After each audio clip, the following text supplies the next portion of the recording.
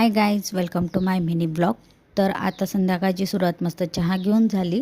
तर आज महाशिवरात्री होती, सगळ्यांचाच उपवास होता. तर म्हटलं चला पहिले चहा घेऊन घेऊ. तर चहा घेऊन झाली, त्यानंतर मग साबुदाणे वडे करायचा प्लॅन होता. तर इथे मी म्हटलं चला तुमच्याबरोबर रेसिपी शेअर करते. इथे 2-3 वाटी मी साबुदाणा घेतलेला आहे, भिजवलेला साबुदाणा. त्यानंतर मग 2 बटाटे किसून घेतलेले आहेत, तुम्ही उकळलेले बटाटे टाकू शकता. त्यानंतर 5-6 मिरच्या बारीक चिरून घेतलेल्या आहेत. त्यानंतर त्यामध्ये शेंगदाण्याचं कूट टाकायचं आहे, जाड बारीक शेंगदाण्याचं कूट टाकायचं आहे. त्यानंतर त्यामध्ये चवीनुसार मीठ, थोडंसं जिरं, त्यानंतर अर्धा निंबू पिळून घ्यायचं आहे. त्यानंतर व्यवस्थित असा गोळा तयार करून घ्यायचा आहे त्याचा.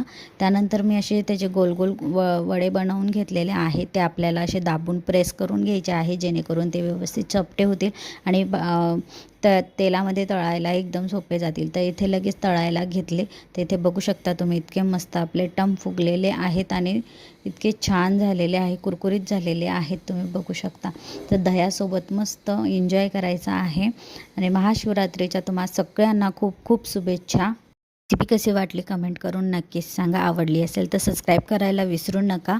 आणि आजचा मिनी ब्लॉग कसा वाटला तेही कमेंट करून सांगा. माझे मिनी ब्लॉग तुम्हाला बघायला आवडत असतील तर कमेंट करून सांगा. मी नक्कीच तुमच्यासाठी प्रयत्न करेल की माझे दररोजचे डेली ब्लॉग तुमच्यासोबत शेअर करेल.